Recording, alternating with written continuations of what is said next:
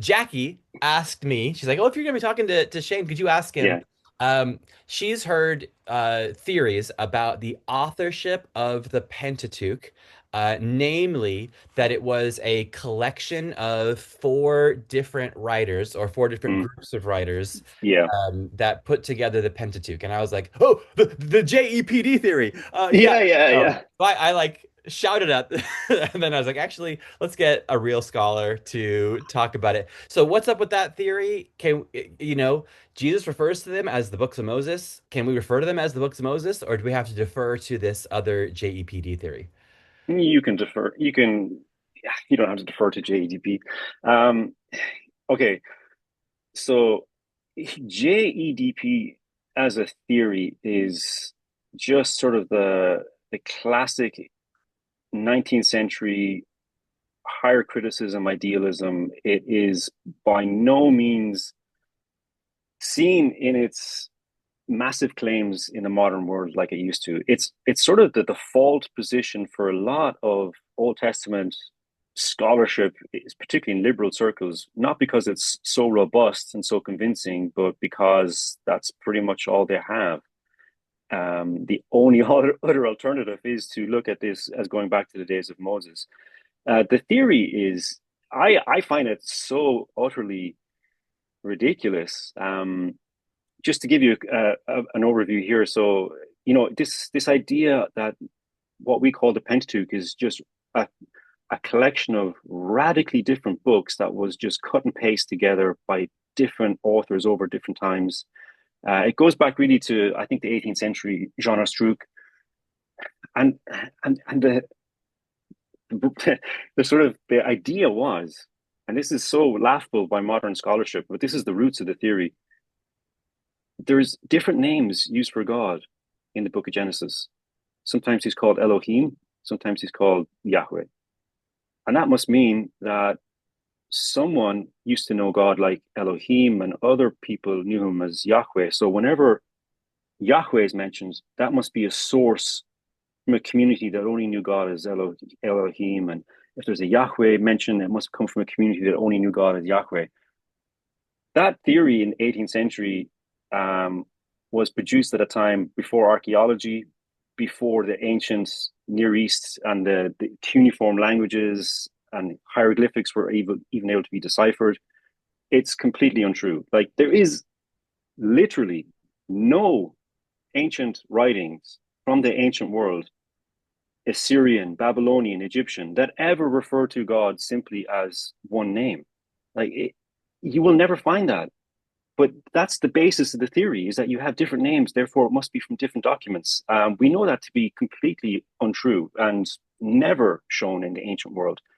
In fact, this idea of different names reflects perfectly the 15th century BC culture in which Moses would have emerged from. Elohim, Yahweh, El Shaddai, these different names expressing the characteristics of God in relationship to these people is exactly how the ancient world would have written and have written about God.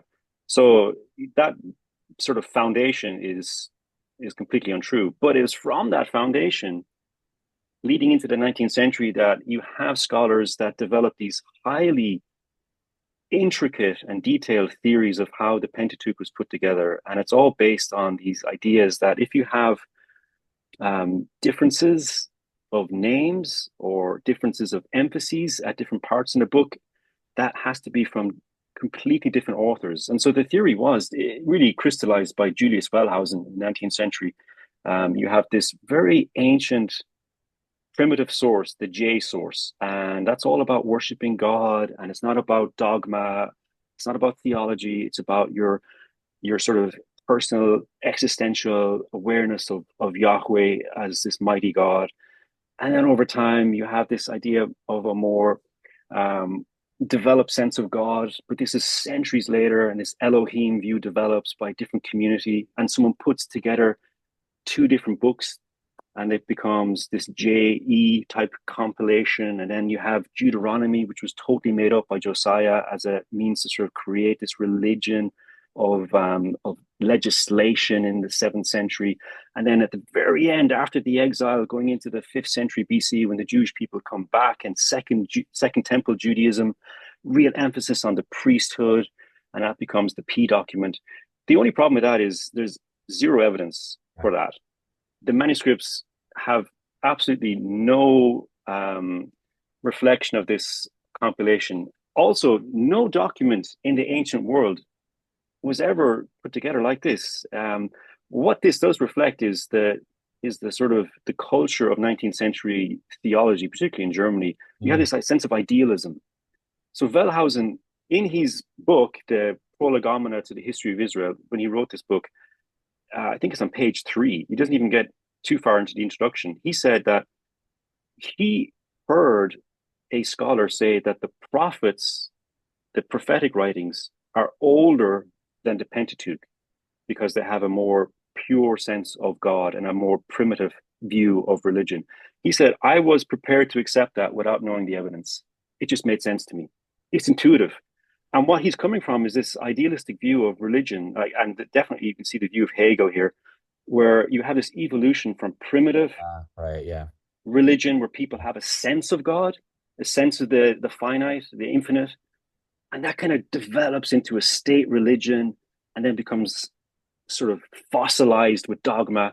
Yeah. And this is the idea. So you take that view of religion, Hegelian dialectic, whatever you want to call it, Yeah. idealism. Thesis, antithesis, synthesis. Exactly. Yeah. It starts off good. You have this kind of thing in opposition to it, but then it comes into a synthesis of JEDP. You take that view and you just hoist it onto the text. And that's it. That's the theory. And it's incredible. Like none of the pillars of this theory make any sense in the ancient world. And it was all developed before the advent of archaeology, before the advent of the studies of the languages of the ancient Near East, before people could read cuneiform, before people could read Babylonian and Assyrian religious texts. Um, but what it does do is it certainly offers scholars a naturalistic view of the Old Testament, where it's not the story of God's revelation that he encounters with people, saves them, delivers them. What it is simply an expression of people's own projection of what they expect God to be. And pretty much, surprise, surprise, that's exactly what 19th century theology was. So Wellhausen found in the Old Testament exactly what he was looking for. And there are some modern critiques of this that just, I think, absolutely demolish it. The basic foundations of this are not scholarly. They were massive assumptions made from a period when we were still really having a rudimentary knowledge of the religious culture of the ancient Near East. Egyptian and Assyrian religion was the study of those things was in its infancy. Oh. But this 19th century theory, yeah, it has massive problems. It's not compelling, and it's based on imposing on the texts people's expectation of God. It's the opposite of exegesis. It's not reading the text to understand its meaning. It's foisting our philosophy and worldview onto the text. But yeah, there's some good studies that will go into the details of this. Duane Garrett's Rethinking Genesis, I think, is a very good book that goes in detail, just looking at the claims made with this documentary hypothesis. Gleason Archer also wrote in his introduction to the Old Testament. He really goes into the finer details on this one.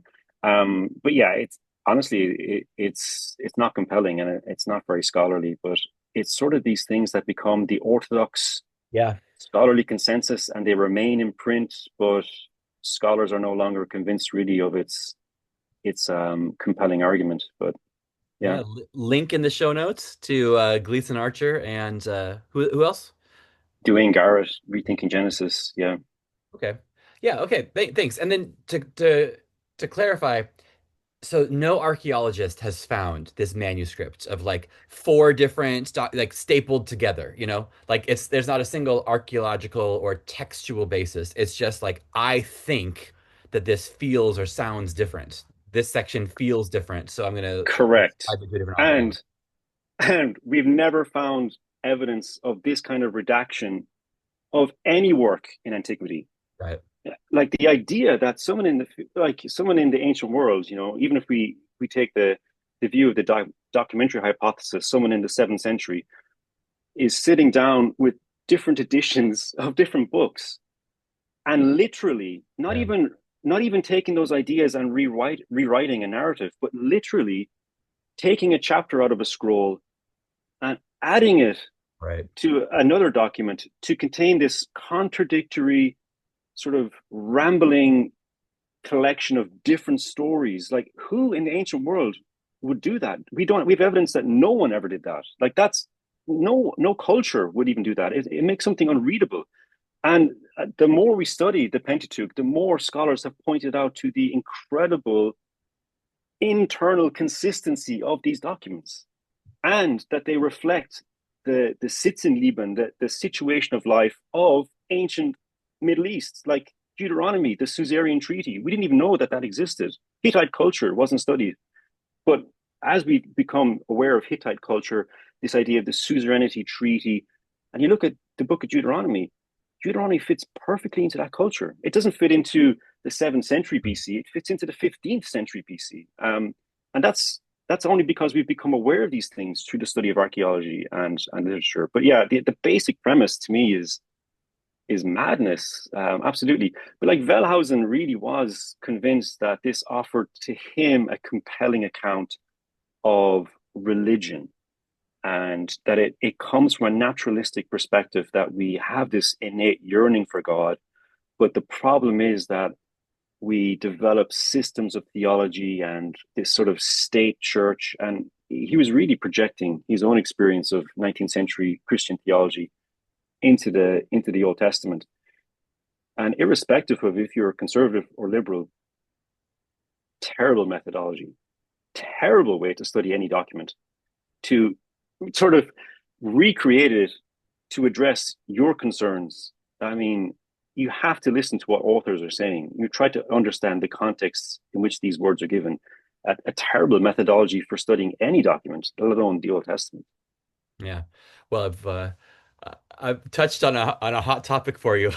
The But passion. here, yeah, yeah. I remember I Passion. was the last time I was in Calvary Cork. I talked about the Yeah. manuscripts, yeah, and the silver scrolls, like the Th.M silver scrolls. Here's another example of just evidence pointing in the opposite direction. So we have these silver scrolls. They date from before the exile. So they date from the first temple period, and you have quotations from Numbers and Deuteronomy. According to the JEDP theory, you shouldn't have anything from the priestly document. You shouldn't have the Numbers blessing, because that comes from after the exile. But here you have literal evidence of people inscribing these on jewelry. Yeah. So yeah, like the further you study, the further archaeology has gone into these questions, the less and less plausible the whole edifice of JDP seems. But yeah, it's one of these things that it's a relic of the 19th century, and it's kind of just wandering around the corridors of academia looking for a better theory. But yeah.